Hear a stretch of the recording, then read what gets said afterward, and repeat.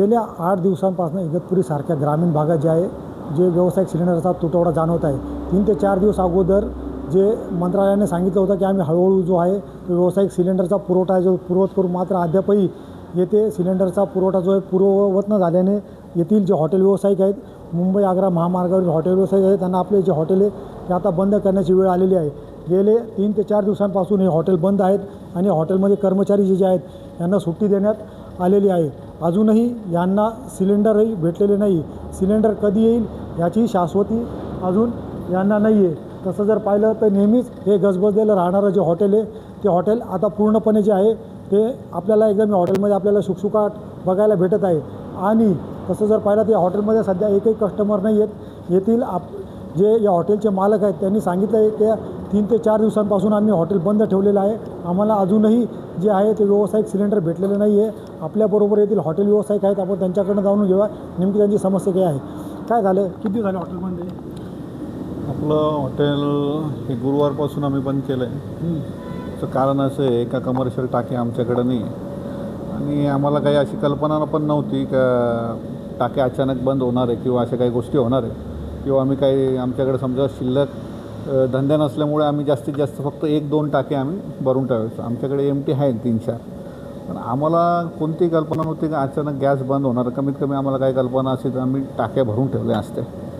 तर विषय असा आहे का जेव्हा आम्ही मागितलं तर म्हणे तुम्हाला टाक्या भेटणार नाही, कमर्शियल हॉटेलवाल्यांना टाक्या भेटणार नाही. मग अशा परिस्थितीत आमच्याकडे जेवढं गॅस होतं तेवढं आम्ही थोडंफार वापरलं आणि बाकी एकाच टाकी आम्ही अर्धी टाकी अशी शिल्लक ठेवली का जेणेकरून माझ्याकडं समजा लोकल स्टाफ आहे म्हणजे जो माझ्याकडं थांबणार आहे जो बाहेर गावाचा आहे त्यांना कमीत कमी स्वयंपाक वगैरे करण्यासाठी मला ठेवावं लागले. आणि इतर जे माझे 10-12 स्टाफ होते जे म्हणजे आपले लोकल चिचला खैराचे, कत्रूआंगणचे, नांदगावचे, फांगुळगावचे किंवा आमचे तळेगाव परिसरातले, मग त्यांना आम्ही निष्कारण आम्हाला सुट्टी द्यावं लागली. आणि आम्हाला सुट्टी द्यायला बरं वाटत नाही, पण सध्या परिस्थिती अशी आहे का पुढं काय होणार आणि किती दिवस थांबणार ते आम्ही सांगू शकत नाही. आपण जो आहे तो गॅस एजन्सीशी संपर्क साधला नाही का? संपर्क त्यांच्यावर एवढा लोड आहे की ते सांगताय की बाबा वरतून जेव्हा येणार आम्ही तुम्हाला पुरवठा करू. सध्या त्यांना आदेश आले जिल्हाधिकारीचे किंवा तहसीलदार किंवा काय हॉटेल व्यवसाय वगैरे नाही त्यांचा कमर्शियल टाकीचा पुरवठा थांबवण्यात यावे. ते काय करू शकता? तसं जर पाहिलं तर वरूनच असा आदेश आहे. त्यामुळे जे आहे सांगण्यात आलेलं आहे का ज्यांना 10 सिलेंडर भेटत होते त्यांना आता 5 सिलेंडर मागे 1 सिलेंडर भेटणार आहे.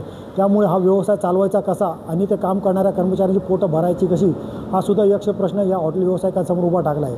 शैलेश पुरोहित, TV9 मराठी, इगतपुरी.